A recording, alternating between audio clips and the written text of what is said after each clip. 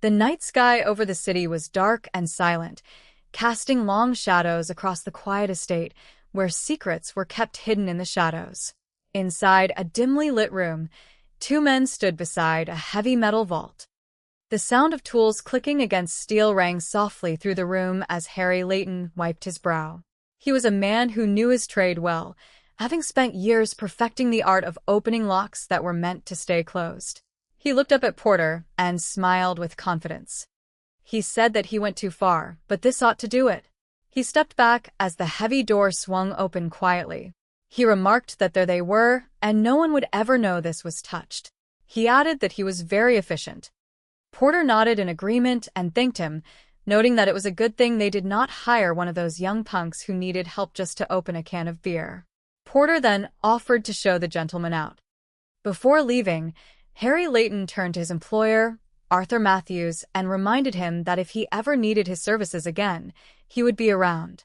Once the safecracker had departed, Glenn Ryan, a tall and sharp lawyer with an anxious expression, turned to Arthur Matthews with deep concern. He asked if Matthews really had to hire an ex-convict.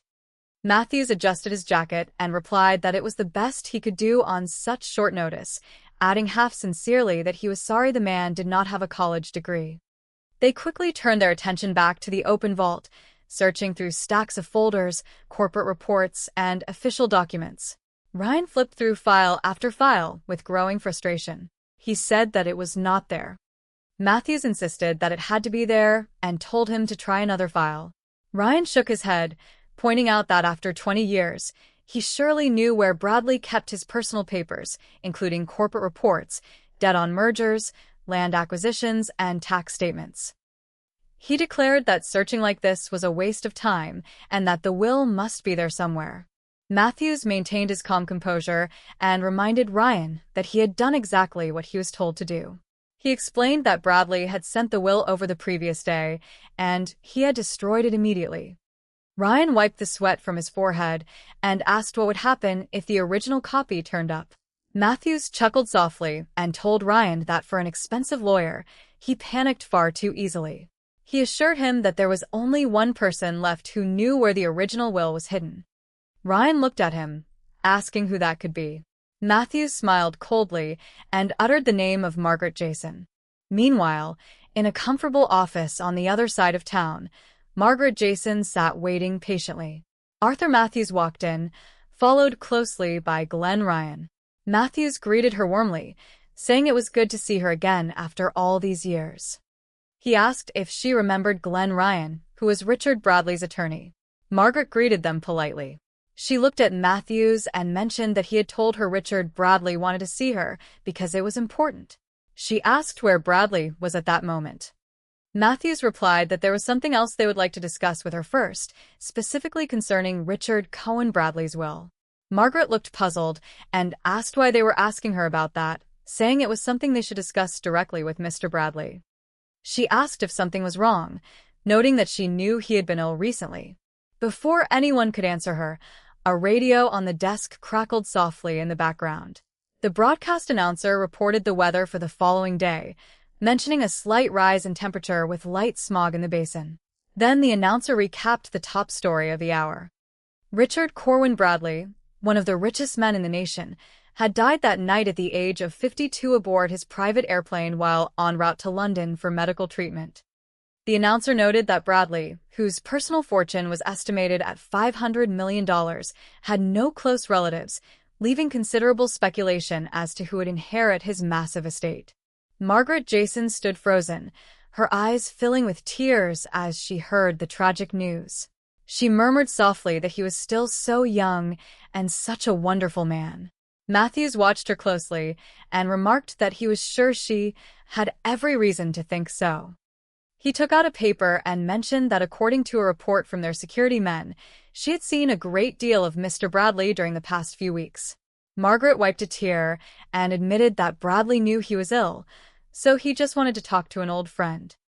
Ryan stepped forward and scoffed, asking how she accounted for the time Bradley spent at her secretarial agency on Friday night. Margaret stood her ground and replied that she did not see how that was any of their business, explaining that they only spent a few minutes at her office at most. Ryan countered that the report showed Bradley was there for 2 hours, which was just enough time to type up a new will. Margaret shook her head, stating firmly that she did not know anything about a will. She reminded Matthews that he had brought her there to see Richard Bradley, and now she wished to leave immediately. However, Matthews stepped in front of the door, his tone turning cold. He informed her that she was not going anywhere until they saw that will. Margaret insisted that they had no right to hold her there. Matthews ignored her plea and instructed Porter to make sure she did not leave the grounds under any circumstances. A short time later, deep in the shadows near the estate grounds, a sudden commotion took place. Porter came running back into the room, looking visibly shaken. Matthews looked at him sternly and asked for an update. Porter panted heavily and announced that Margaret Jason was dead. Matthews flared up with anger, demanding to know how Porter could let such a thing happen. Porter quickly defended himself, insisting that it was an accident and nobody's fault because the woman had behaved very foolishly. Matthews took a deep breath, composed himself, and commanded Porter to ensure that the police would believe the accident did not happen on their grounds. The following morning, Detective Barnaby Jones sat in his quiet office, listening attentively as his associate Jedediah Romano Jones, known to everyone as JR, came back with news. JR reported that he had checked the police report regarding Mrs. Jason. The official statement claimed that she committed suicide by jumping out of her office window, plain and simple. However, the daughter of the deceased, Linda, was convinced that her mother would never do such a thing. Barnaby listened thoughtfully, knowing that their loyal assistant Betty was very concerned about Linda. Barnaby decided that the least he could do was go talk to Linda directly. JR reminded him about the Grand Prix qualifying trials in Ontario, worrying that they would never make it in time. Barnaby smiled gently and told him that the drivers would just have to manage on their own for now because helping a grieving daughter was far more important. When Barnaby and JR arrived at Linda's home, Betty welcomed them warmly at the door. She expressed her relief at seeing them and invited them inside, mentioning that Linda was out in the back garden and had calmed down a bit. Linda walked into the living room, her eyes red from crying. Barnaby introduced JR to her.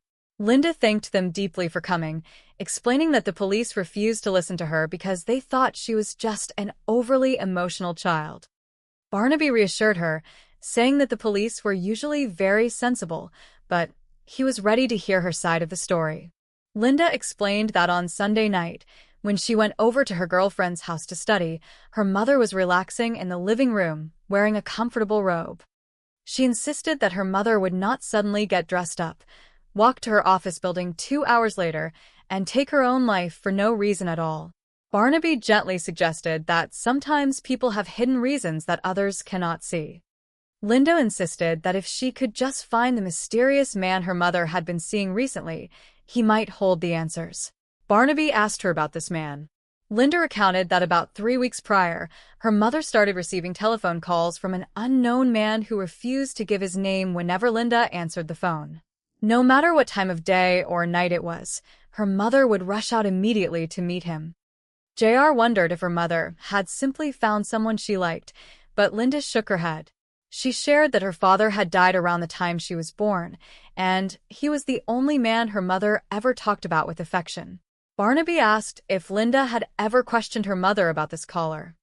Linda revealed that every time she brought up the topic, her mother became nervous or changed the subject. She added that last Friday, the man drove up in a black limousine, remaining in the back seat as if he were terrified of being seen. Linda stated with conviction that this mysterious man could have killed her mother. Barnaby considered the possibility that Mrs. Jason had fallen in love with a married man who tried to break off the relationship, leading her to despair.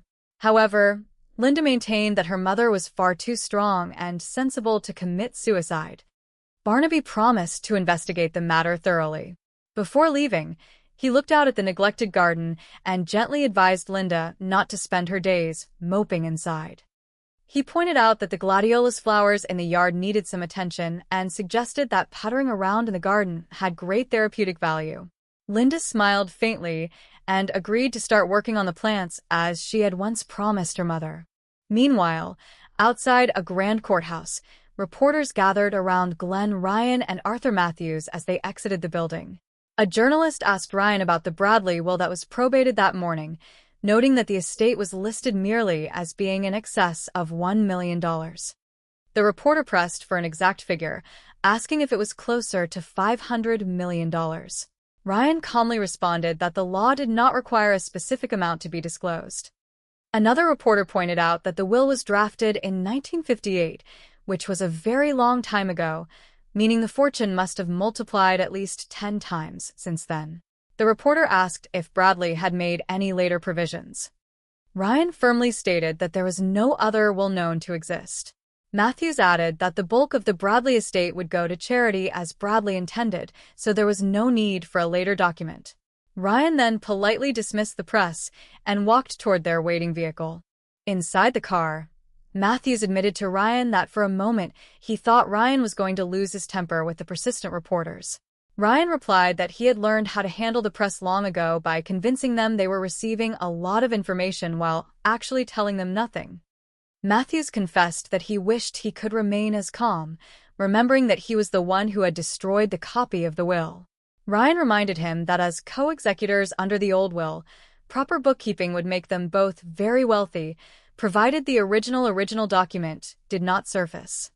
Ryan reasoned that since Margaret Jason typed the new will on Friday, she had no opportunity to store it in a bank or a safe deposit vault before her death on Sunday.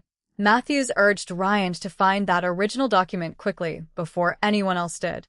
Back at the police station, Barnaby collected a box containing Margaret Jason's personal belongings. He spoke with the officer in charge, expressing his desire to examine the items further in his own laboratory. He noticed a small piece of dried mud stuck to the heel of Margaret's fancy dress shoe. Barnaby found it unusual that she would have such mud on her shoes if she had merely walked a couple of blocks through Beverly Hills to reach her office. After running a detailed scientific analysis on the sample, Barnaby discovered a tiny petal preserved inside the mud. He identified it under his microscope as suyu, a rare tropical vine known as Stymophyllum affine, a plant native to Brazil that was strictly banned from importation into the country. Barnaby reasoned that Margaret could not have picked up such a rare flower petal walking down a standard street unless she had visited a very specific private greenhouse or estate beforehand.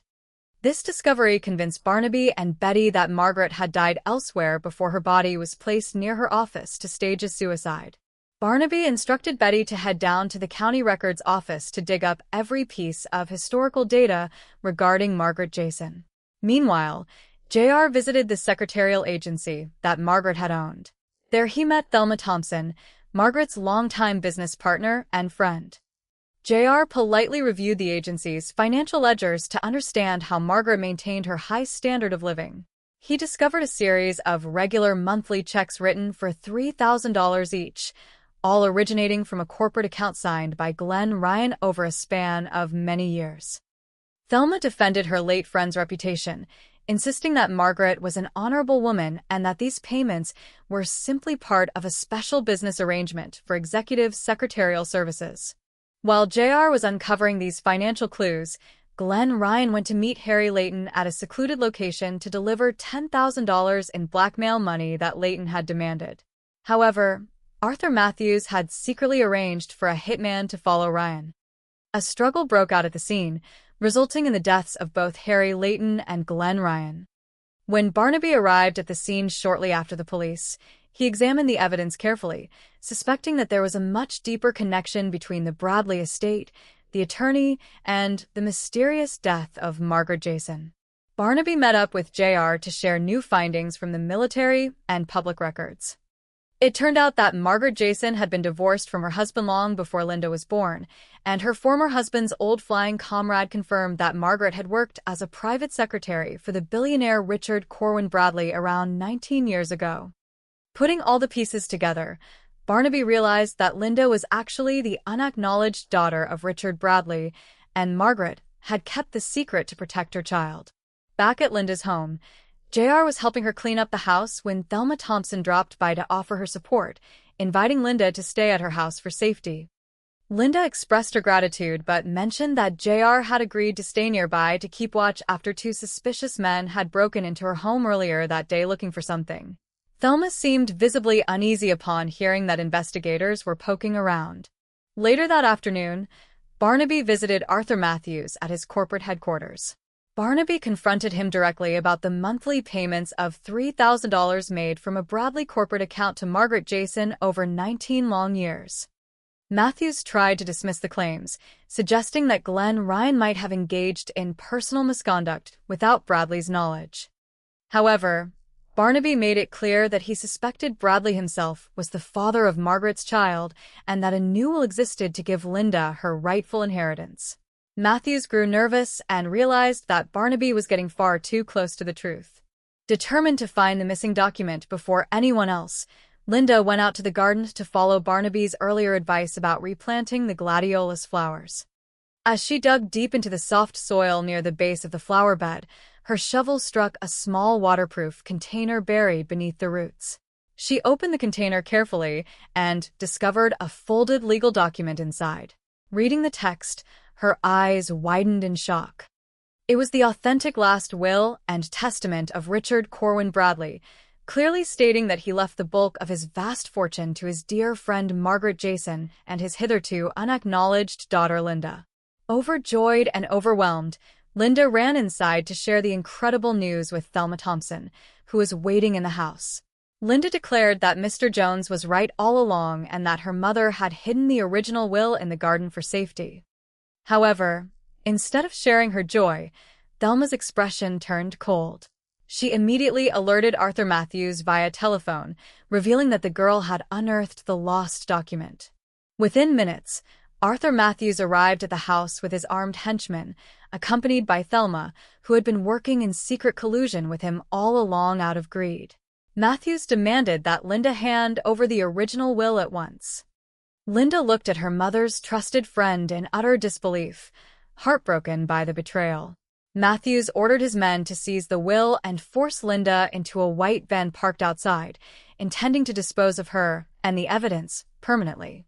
Just as the van was pulling away from the driveway, Barnaby and JR sped up in their car. Having noticed the suspicious vehicle and sensing danger, Barnaby pursued the van down the winding roads, maneuvering expertly to cut off its escape route. JR rushed forward, overpowering the driver and securing the vehicle. Barnaby opened the rear doors, safely rescuing Linda and recovering the precious while intact. Arthur Matthews and his accomplices were promptly arrested by the authorities, bringing an end to their greedy conspiracy. A few weeks later, the legal matters were fully settled in court, officially recognizing Linda as the legal heir to the Bradley estate. Barnaby, JR, and Betty stood beside Linda outside her grand new residence. Linda looked at the magnificent building with awe, remarking that it was remarkably beautiful, though she wished her mother could be there to share it with her. JR gently teased her, asking if she was sure she would not get lost in all those massive rooms. Linda laughed softly, admitting that the house felt awfully big and formal, but she was deeply grateful for everything they had done for her. When the estate lawyers called Linda inside to finalize the probate discussions, she bade a warm farewell to Barnaby and JR, watching her step inside with grace and confidence. JR sighed playfully and remarked to Barnaby that Linda was now far too rich for his blood. Unless, of course, his boss was willing to give him a very handsome raise. Barnaby smiled with a sparkle of wit in his eye, patted JR on the shoulder, and told him with a chuckle that he had better just stay humble and stick to solving cases together.